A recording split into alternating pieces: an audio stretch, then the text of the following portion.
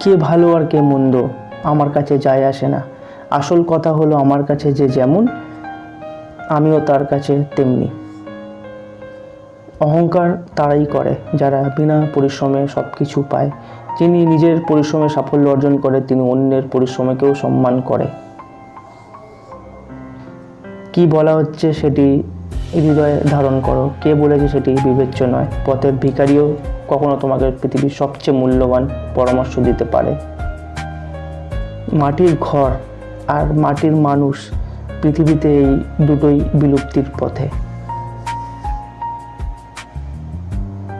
ক্ষমতার থেকে বুদ্ধিকে বেশি কাজে লাগাও, কেননা ক্ষমতা লড়তে শেখায় আর বুদ্ধি জিততে শেখায়।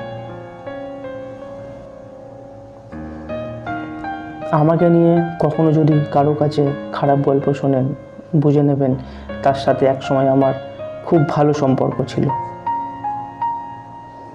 তুমি সফল হলে তোমার ছেঁড়া জামাটাও ইতিহাস, তুমি ব্যর্থ হলে তোমার সুদ পড়াটাও উপহাস। আত্মসম্মানের থেকে বড় আর কিছুই নেই। কেউ তোমাকে একবারের জন্য ছোট করলেও তাকে চিনে রেখো এবং তার থেকে দূরে থেকো, কারণ প্রশ্রয় পেলে সে একই কাজ বারবার করবে। বিপদে ধৈর্য ধরো, দুনিয়ার সকল মানুষই যদি তোমাকে ঠকায় তোমার কর্ম তোমাকে ঠকাবে না। তোমার সঠিক প্রতিফল তুমি পাবে, শুধু সময়ের অপেক্ষা। যে মাছের কাঁটা বেশি সে মাছ স্বাদও বেশি।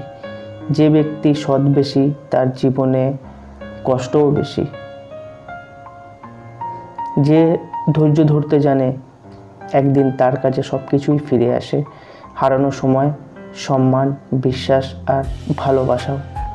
বন্ধুরা, ভিডিওটা ভালো লাগলে প্লিজ চ্যানেলটা সাবস্ক্রাইব করুন। ধন্যবাদ।